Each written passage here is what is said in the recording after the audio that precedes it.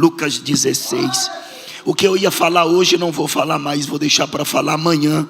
Vamos ler Lucas 16, eu vou ouvir a voz de Deus.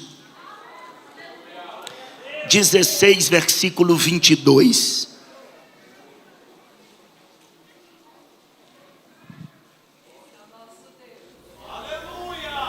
E aconteceu que o mendigo morreu e foi levado pelos anjos para o seio de Abraão.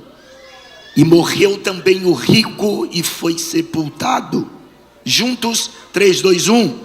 E aconteceu.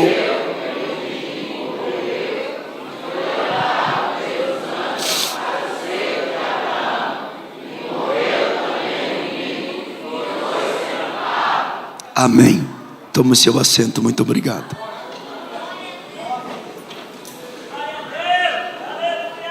Nós conhecemos Lucas 16, do verso 19 ao 31, como uma parábola. Mas esse texto que conhecemos como uma parábola, ele não é uma parábola. Não é uma parábola porque nenhuma parábola é personalizada. Ou seja, Jesus nunca deu nome aos personagens das suas parábolas. Nos 4 evangelhos, Mateus, Marcos, Lucas e João, Jesus alçou mais de 30 parábolas. E em nenhuma delas, Jesus falou nome dos personagens dessas parábolas.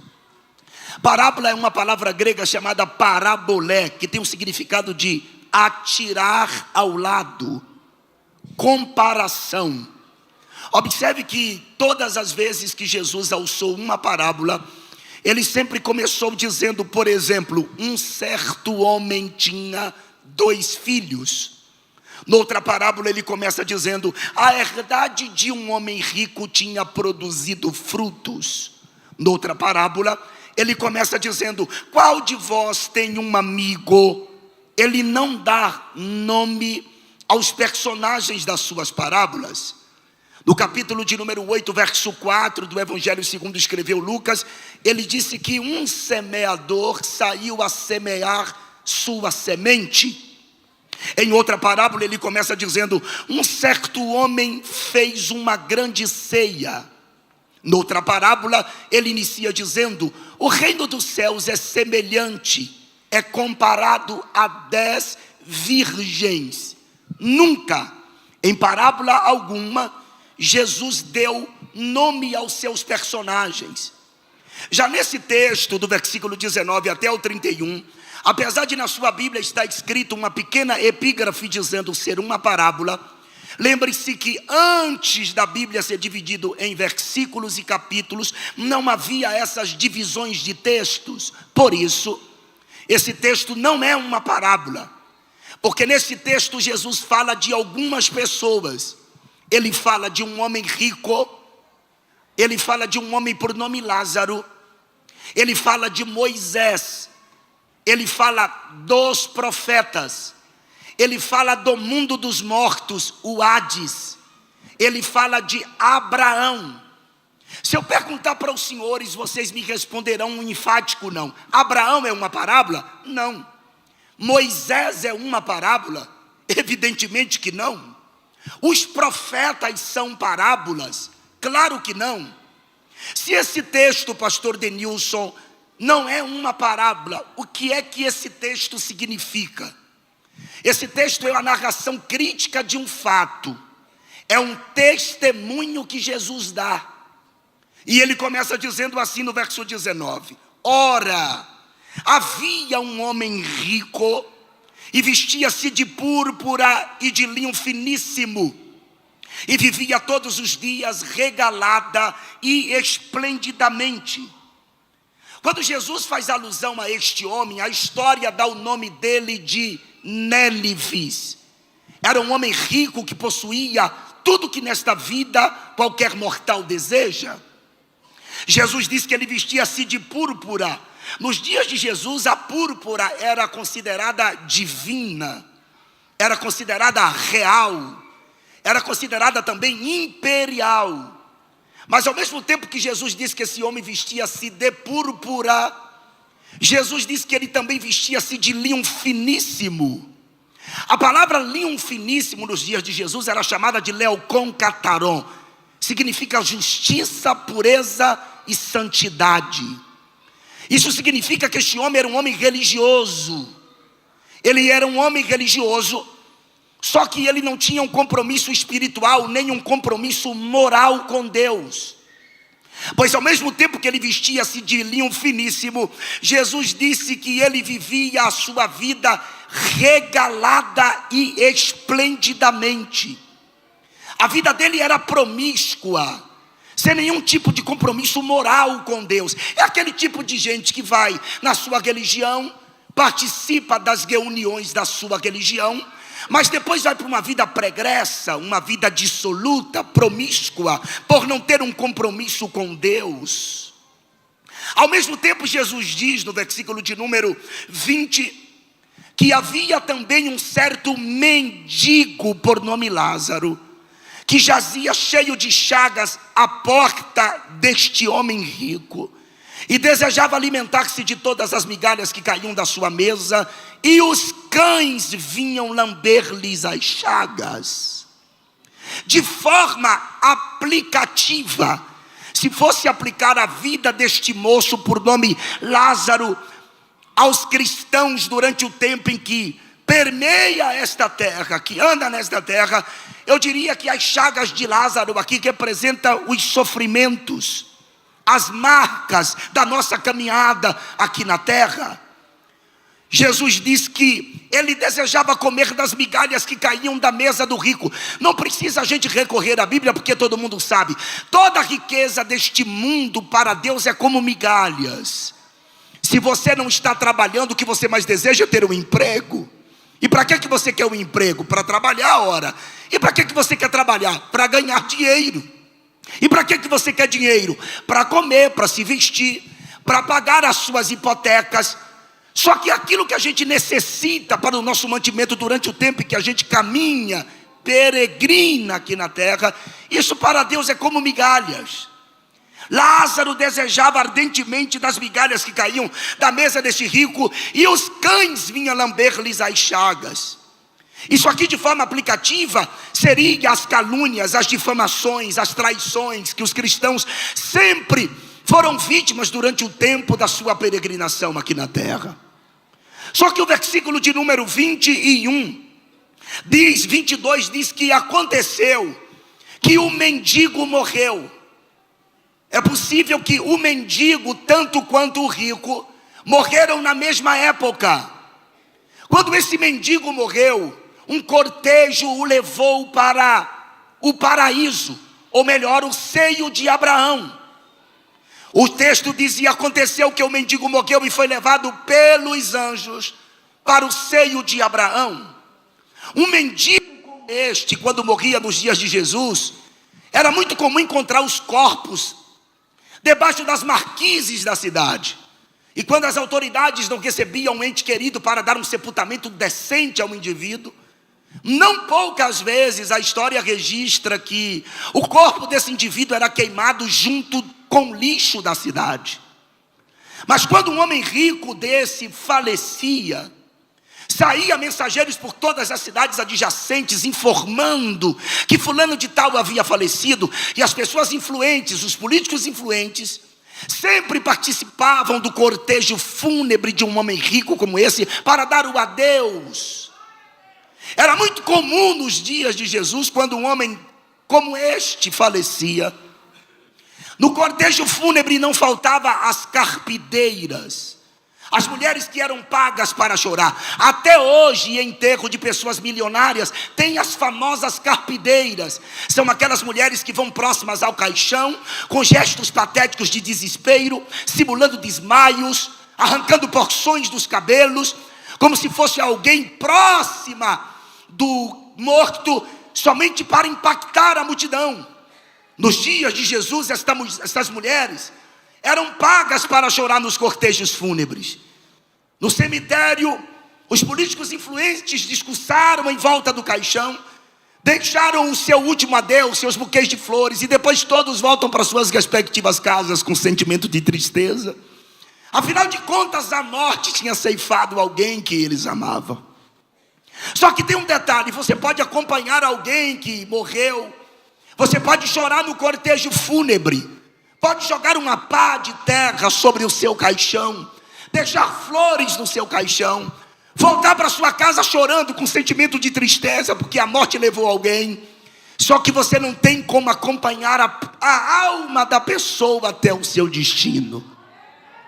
A Bíblia diz que quando este homem chega no mundo dos mortos, olha o que o versículo 23 disse: e no Hades, que é o mundo dos mortos, ergueu ele os olhos estando em tormento, e viu ao longe Abraão e Lázaro no seu seio. E ele disse clamando. A palavra clamar aqui é gritar em alta voz. Isso aqui é uma oração que ele está fazendo. No inferno tem oração 24 horas. Orações que são feitas tarde demais. E ele clamou e disse: Pai Abraão, peça que Lázaro molhe a ponta do seu dedo na água. Jesus usa uma linguagem física para descrever os tormentos indizíveis do mundo dos mortos. Peça a Lázaro que molhe a ponta do seu dedo na água e me toque a língua para que me refresque desta chama. Tem gente que lê esse texto aqui e não entende por que este homem foi para este lugar. E lá ele viu Lázaro no seio de Abraão. Olha para cá. É que até a morte de Jesus, o mundo dos mortos era de uma forma. Depois da morte de Jesus, algo foi retirado do mundo dos mortos e transportado para um outro lugar. Então me explica, pastor. Vou fazer uma pequena analogia para você entender. O mundo dos mortos até a morte de Jesus era assim: no meio o abismo, como está escrito em Apocalipse capítulo de número 9. Dentro desse abismo tem muitos demônios. De um lado do abismo tinha o chamado seio de Abraão. O seio de Abraão era para onde ia aqueles que serviram a Deus até a morte de Cristo. Do outro lado do abismo tinha o chamado, e tem até hoje, lugar de tormento, para onde foi, para onde foram e para onde irão aqueles que não serviram, não servem e não servirão a Deus. Pastor Denilson, por que aqueles que serviam a Deus, quando morriam até a morte de Jesus, iam para o seio de Abraão no mundo dos mortos? Porque havia uma divisão entre Deus e o homem. Lembrem-se que quando Jesus morreu no patíbulo da cruz, que ele disse: em tuas mãos entrego o meu espírito, e ele expirou. O véu do templo se rasgou de alto a baixo, porque assim que ele morreu, ele já tinha entrado no tabernáculo celestial. E quando ele entrou no tabernáculo celestial, o véu do templo rasgou-se como prova física de que ele chegou lá. Então ele está dizendo: eu cheguei aqui em cima, o caminho está aberto agora para vocês. Lembra que ele disse para o ladrão da direita, o Dimas: Senhor, lembra-te de mim quando entrares no teu reino. Jesus olhou para ele e disse: hoje estarás comigo no paraíso. Jesus vai pegar o seio de Abraão, que estava no mundo dos mortos, e depois ele transporta para cima o paraíso. Só que até a morte de Jesus, o seio de Abraão era lá embaixo. É por isso que esse homem está vendo Lázaro no seio de Abraão. Aqui entra o conceito das religiões, porque cada religião acredita no inferno. Por exemplo, os budistas acreditam no inferno. Eles acreditam que existem 18 tipos de inferno: 8 infernos frios, 8 infernos quentes, e ainda eles defendem que existem mais 2 subcategorias de inferno. Você sabe que a Igreja Católica Apostólica Romana também defende que existe um inferno, mas existe o purgatório. E as pessoas que morrem, que não foram para o céu, vão para o purgatório, e fica durante um período indeterminado no purgatório, num certo sofrimento, sendo purgado os pecados, e depois de purgado os pecados, é retirado de lá do purgatório e é introduzido no céu. Só que essa doutrina é infundada, é estrábica, é humana, é tendenciosa. Eu particularmente, eu diria que é maligna. Por que, pastor?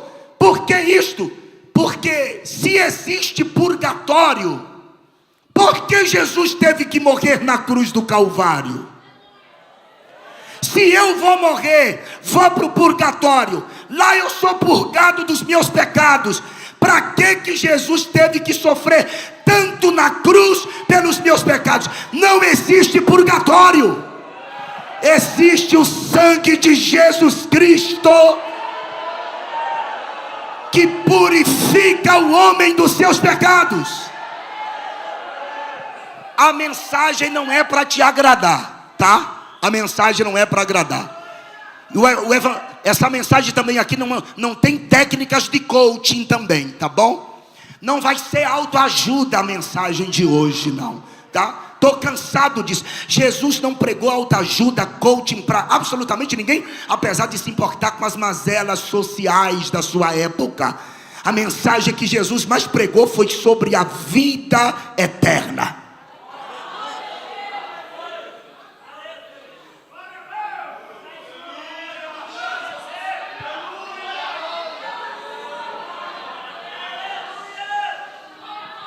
Os espíritas acham que nós que estamos aqui já vivemos num tempo passado.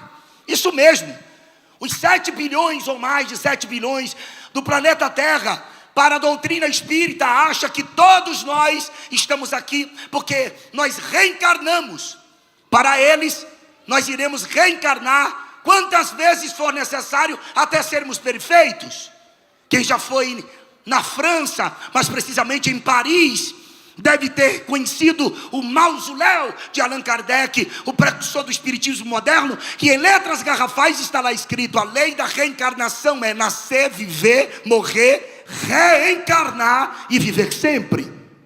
Ora, irmãos, nenhuma mulher, isso aqui é biologia, nenhuma mulher engravida sem ter uma relação íntima com um homem.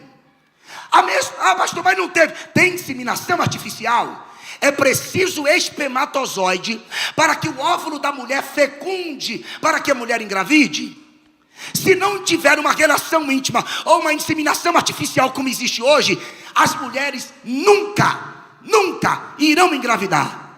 E olhe que a enciclopédia britânica atualizada, isso aqui é biologia ainda, diz que no momento da ejaculação masculina, cerca de 200 a 500 milhões de espermatozoides caminham 15 centímetros para chegar até o óvulo, para que seja fecundado.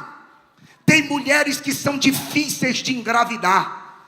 Quando engravida de 1, de gêmeos. Tem mulher que engravida de 3. Eu já vi uma mulher que pariu 5, mas isso é raro.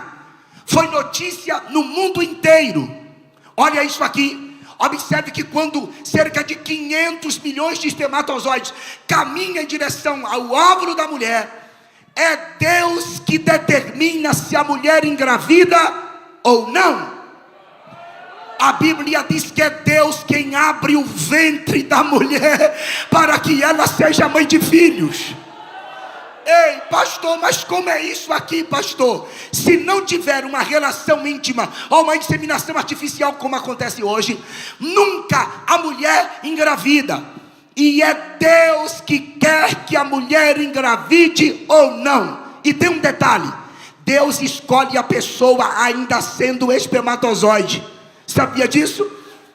Olha Jeremias capítulo de número 1, versículo de número 4 e versículo de número 5, o profeta diz: assim veio a minha palavra do Senhor dizendo: antes que eu te formasse no ventre, antes que eu te formasse no ventre, eu te conheci.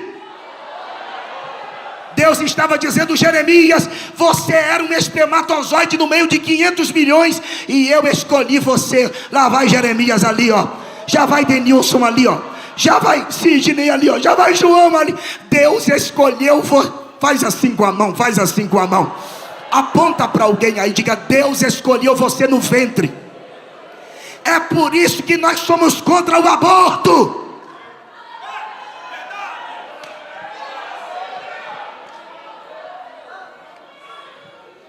Pai Abraão, peça a Lázaro que molhe a ponta do dedo na água e me toque na língua para que me refresque desta chama.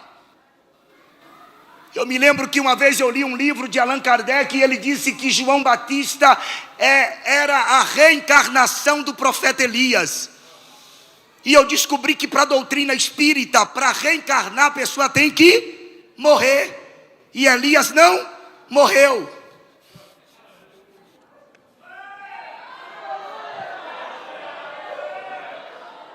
Elias foi elevado aos céus, hein?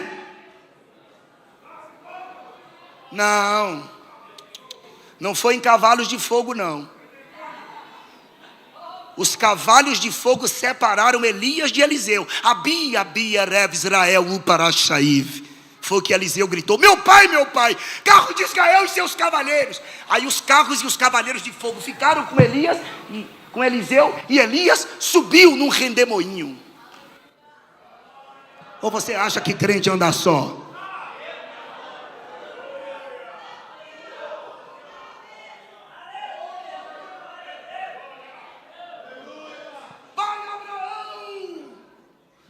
Peça a Lázaro que molhe a ponta do seu dedo na água e me toque na língua para que me refresque desta chama. Não fique pensando que quem foi para o mundo dos mortos estão inconscientes. Não existe inconsciência da alma. A alma do homem é imortal. Ela não dorme. Quando a Bíblia fala da inconsciência, no livro de Eclesiastes, fala da inconsciência do corpo e não da alma. A alma é imortal. Está consciente daquilo que fez. Existem pelo menos 5 tipos de tormento no inferno. Quais, pastor? Número 1, a ausência de Deus. Número 2, a consciência, que é o tribunal da alma. Número 3, a companhia dos demônios. Número 4, lá não tem amigos para conversar. Ir no shopping à tarde, tomar um cafezinho. 5º, não existe projetos de fuga. Jonatas Edwards, no seu célebre sermão, Os tormentos indizíveis do inferno, ele disse: passarão as idades do sol e da lua e das estrelas, eras e eras. Mas as pessoas que se perderam nunca mais sairá de lá. Pastor, esse homem rico foi para o inferno porque ele era rico? Não. Esse homem pobre foi salvo porque aqui ele era pobre? Não. É que nós escolhemos nesta vida onde viveremos a eternidade. Eu recebi um convite para pregar numa cidade do estado de Connecticut, nos Estados Unidos da América, chamada de Bridgeport. Pastor Nivaldo foi um missionário enviado pela igreja Assembleia de Deus de Americana, no estado de São Paulo. Pastor Antônio Munhoz. Quem é da Assembleia de Deus e conhece sua história sabe que pastor Antônio Munhoz foi o 3º vice-presidente da Convenção Geral das Assembleias de Deus do Brasil. Tive o privilégio de pregar algumas vezes em Americana. Uma igreja que cabe 5.600 pessoas sentadas. Conversei com ele pessoalmente. Isso depois, claro, de eu ter pregado na igreja do seu missionário, pastor Nivaldo, na cidade de Bridgeport. E eu estava depois do domingo de manhã no gabinete do pastor. E como eu escrevi alguns livros, eu fiquei olhando o livro do pastor Antônio Munhoz que vi na biblioteca do pastor Nivaldo. Eu abri, curioso, as experiências de Munhoz. Fiz aquela leitura dinâmica, rápida, até que chegou no momento do livro dele, que ele começou a contar sobre o pai dele. Aí ele começa dizendo que na época, Ele era funcionário da GM, a Chevrolet, lá no estado de São Paulo. Ele recebeu uma notícia de que o seu pai não estava bem. E ele foi até a casa do seu pai. Quando ele chegou na casa do seu pai, o seu pai, ainda lúcido, disse para ele: Tonico, pois assim o pai dele o chamava, eu tenho algumas reservas. E o pai dele informou aquilo que ele tinha, porque o pai dele achava que iria morrer. O pastor Antônio Munhoz pegou o seu pai, levou da sua casa para a casa dele. E o pai do pastor Antônio Munhoz passou a morar com o Antônio Munhoz. Só que a doença dele se agravou e ele teve que ser internado. E ele ficou um período de tempo no hospital. O pastor Antônio Munhoz conta que todos os dias ele ia ao hospital e falava para o pai dele: pai, você precisa voltar para a igreja. E o pai dele dizia que não queria voltar para a igreja. Isso passou meses. O pastor Munhoz insistentemente dizia: pai, você precisa voltar para os caminhos do Senhor. E ele dizia: eu não quero, Tonico. Aconteceu que o seu pai morreu. Ele disse que chorou muito com a morte do pai. Passou-se alguns dias, o pai dele não saía da sua mente. E não era a razão do pai dele ter morrido. O que mais incomodava ele era o fato do seu pai ter morrido sem ter voltado para Jesus. E ele disse a Deus: Deus, fala comigo, cadê o meu pai? E ele disse que um dia ele orou, e nesse dia que ele estava orando, o coração dele começou uma vontade de orar constantemente a Deus por uma resposta. Ele falou que um certo dia ele levantou pela manhã bem cedo, foi trabalhar. Ele disse que tinha uma alegria no coração dele tão grande que fazia tempo que ele não sentia. Os funcionários da GM não entendiam porque que ele estava alegre. Inclusive o chefe dele perguntou: Munhoz, por que você está feliz? Ele disse que não soube responder, só disse que era o Espírito Santo.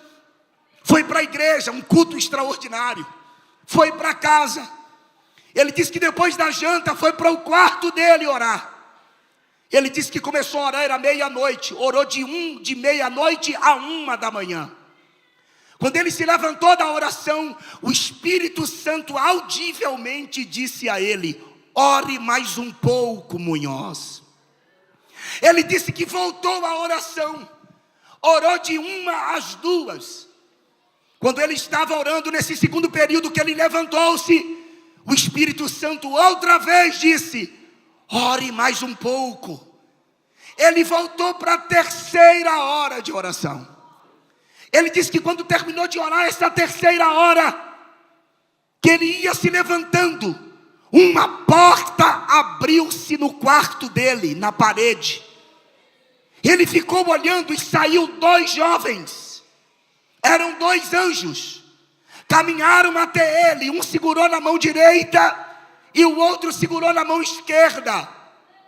Saiu com ele por aquela porta e começaram a voar. O pastor Antônio Munhoz faleceu, vai fazer 1 ano agora, com quase 90 anos de idade. Ele disse que os anjos voavam numa velocidade tão extraordinária que não tinha como descrever a velocidade. Só que os anjos não subiam, descia. E ele perguntou: vocês estão me levando para onde? Um anjo olhou para o outro, mas continuaram voando, até que chegaram numa região escura. Você sabe o que é densas trevas? Alguém aqui já dirigiu com neblina, de ter que parar o carro por causa daquela massa branca? Densas trevas é o oposto daquelas densas neblinas.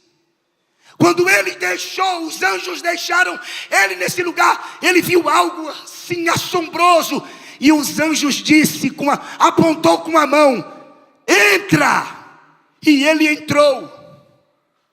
Ele disse que começou a ouvir gemidos gritos, gritos lancinantes, gritos que não se pode descrever. E entre os gritos que ele ouvia, tinha um que ele ouvia com maior frequência no seu ouvido. Sabe quem era? Era a voz do próprio pai dele. Ele disse que caminhou, até que ele viu o próprio pai no inferno.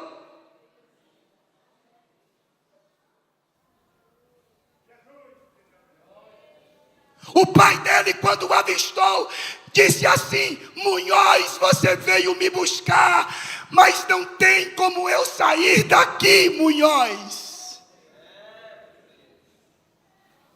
Ele disse que saiu de lá de dentro. Os anjos estavam esperando ele do lado de fora. O testemunho é muito grande. Ele foi em outro lugar. Quando ele chegou em casa, que ele foi deixado pelos anjos, o dia tinha amanhecido. Ele disse que passou o dia sem olhar nem para o céu.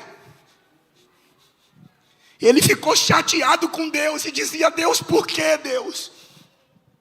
Por que que meu pai foi para o inferno? Por que que meu pai se perdeu? E ele disse que um dia foi trabalhar. Isso ele me contou pessoalmente. Quando ele estava no quarto orando, uma voz mansa e suave chamou ele pelo nome: Antônio Munhoz.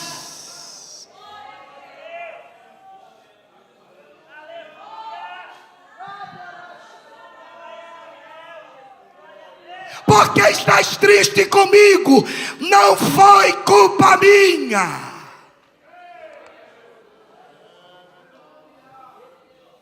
Foi ele quem escolheu Antônio Munhoz. Ele rejeitou a mim. Você está pensando que o inferno é o quê? Um lugar de passeio? Lá tem gente, irmão, de todas as classes, status e posição social. Atrizes, atores, escritores, prefeitos, desembargadores, ministros, presidentes, modelos que desfilaram com seus corpos perfeitos nas passarelas, atraindo olhares e implantando a nova moda. Morreram sem Jesus, foi para o inferno. Ricos, pobres, negros, brancos, sábios, indoutos, filósofos, estadistas, morreram sem Jesus e foi para o inferno. O inferno não é um treinamento contra incêndio, é uma realidade. O seu dinheiro, sua influência, sua posição social não vai poder te livrar do inferno.